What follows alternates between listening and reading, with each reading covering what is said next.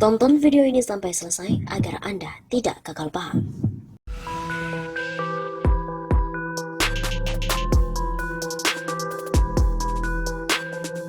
Halo Sobat Damai Satu Safa, kembali lagi bersama dengan kami untuk mengulas fakta-fakta perpolitikan dan juga informasi terkini di tanah air.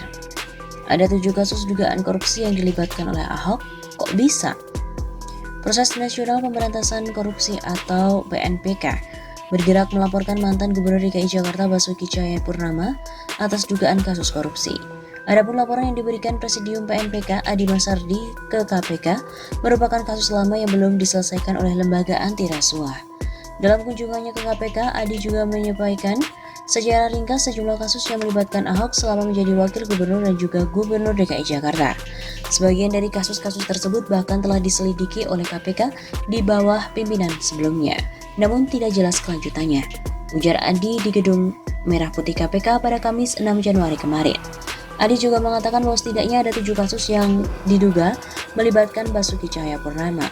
Beberapa di antaranya yakni terkait Rumah Sakit Sumber Waras, lahan di Taman BMW, lahan Cengkareng Barat, dana CSR, reklamasi Teluk Jakarta, dana non-budgeter dan juga penggusuran.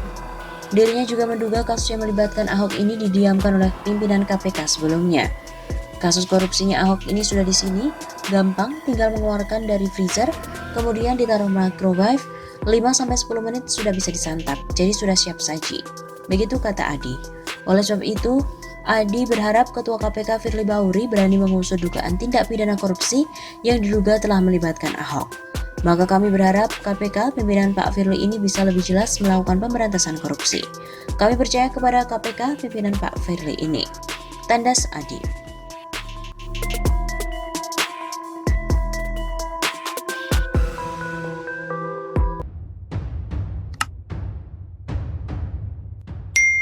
Menggelegar, akhirnya kasus korupsi era Ahok dan Jokowi akhirnya terbongkar. Kasus korupsi era Gubernur DKI Basuki Cahayapurnama alias Ahok terbongkar, yaitu korupsi yang melibatkan unit BUMD DKI Jakarta PT Jakarta Tursindo atau Cektur. Tindak pidana korupsi PT Cektur di Grand Cempaka Resort and Convention, penyalahgunaan keuangan itu dilakukan di masa kepemimpinan Gubernur Ahok dengan kerugian mencapai 5,1 miliar rupiah. Direktur Eksekutif CPS, M. Syaiful Shihab mendukung langkah Kejati DKI yang mengungkap kasus korupsi di kepemimpinan Ahok. Dalam kasus tersebut, 3 orang telah ditetapkan sebagai tersangka, yaitu IS, RI selaku General Manager Grand Cempaka Resort and Convention, dan SC yang menjabat sebagai Chief Accounting Grand Cempaka Resort and Convention. Beres-beres Kejati menggulung korupsi era Ahok harus dilanjutkan. Semua yang terlibat harus dihukum, kata M. Syaiful dalam keterangannya pada Kamis 29 Juli. Manajemen PT Cektur sendiri merespon positif langkah Kejati DKI Jakarta itu.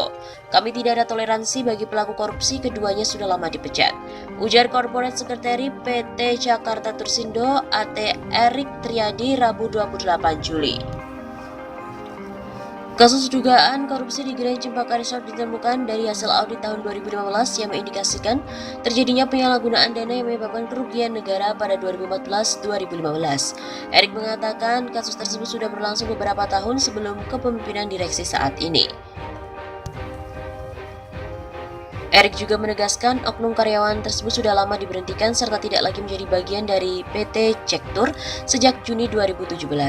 Tak hanya itu, Kejati DKI ternyata juga sedang berupaya membongkar kasus korupsi lainnya yang terjadi pada era Ahok, yaitu dugaan korupsi pengadaan alat berat penunjang perbaikan jalan di Dinas Bina Marga DKI Jakarta.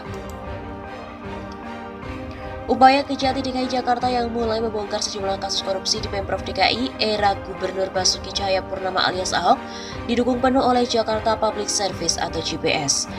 Terbaru, Kejati DKI resmi menetapkan 3 tersangka dalam kasus dugaan tindak pidana korupsi yang melibatkan unit usaha BUMD DKI Jakarta PT Jakarta Tursindo, yaitu Grand Cempaka Resort and Convention. Tindak pidana korupsi penyalahgunaan keuangan itu dilakukan di masa Gubernur Ahok yang mencapai kerugian 5,1 miliar rupiah. Kasus dugaan korupsi di Grand Cempaka Resort ini ditemukan dari hasil audit tahun 2015 yang mengindikasikan terjadinya penyalahgunaan dana yang menyebabkan kerugian negara pada 2014-2015. Erik juga mengatakan kasus tersebut sudah berlangsung sejak beberapa tahun sebelum kepemimpinan direksi saat ini. Erick menegaskan oknum karyawan tersebut sudah lama diberhentikan serta tidak lagi menjadi bagian dari PT Cek Tour sejak Juni 2017. Tak hanya itu, Kejati DKI ternyata juga sedang berupaya untuk membongkar kasus-kasus korupsi lain yang terjadi di era Ahok, yaitu dugaan korupsi pengadaan alat berat, penunjang perbaikan jalan di Dinas Bina Marga DKI Jakarta. Hasil ekspos penyelidikan kasus dugaan tipikor pengadaan alat-alat berat, penunjang perbaikan jalan pada UPT Alkal Dinas Bina Marga Provinsi DKI Jakarta tahun anggaran 2015 ditingkatkan ke tahap penyidikan, kata Kasipenkum Kejati DKI Asyari Syam dalam keterangan tertulis Jumat 23 Juli.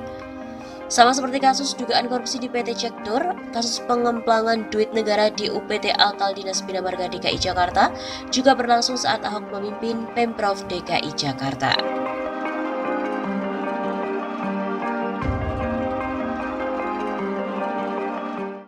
Inilah dugaan kasus-kasus korupsi Ahok. Kenapa KPK dan penegak hukum tak kunjung mengadili Ahok?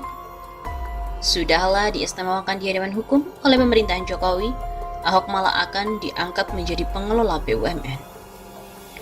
Rezim pemerintahan seperti apa ini? Katanya NKRI dan Pancasila harga mati.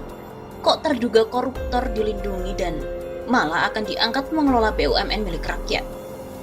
Catat ini, rakyat tidak akan rela terhadap kebijakan yang merendahkan martabat bangsa, yang menjunjung tinggi nilai-nilai moral bangsa Indonesia, dengan mengangkat penista agama menjadi pejabat publik. Berikut adalah berbagai dugaan kasus korupsi Ahok yang telah dilaporkan kepada KPK sejak tanggal 17 Juli 2017. Namun KPK tidak pernah menindaklanjuti laporan tersebut, meskipun berbagai alat bukti atas dugaan kasus-kasus tersebut telah memiliki alat bukti yang lebih dari cukup. Namun KPK justru melindungi Ahok dari jerat hukum dengan mengatakan bahwa Ahok tidak memiliki niat jahat. Bukti-bukti kejahatan sudah tersedia. Lalu kenapa KPK tetap melindungi Ahok? Mengapa KPK terlibat dalam konspirasi dan komplotan yang selalu melindungi Ahok? Bagaimana KPK mengukur niat seseorang yang telah terbukti terlibat dan merekayasa kejahatan korupsi?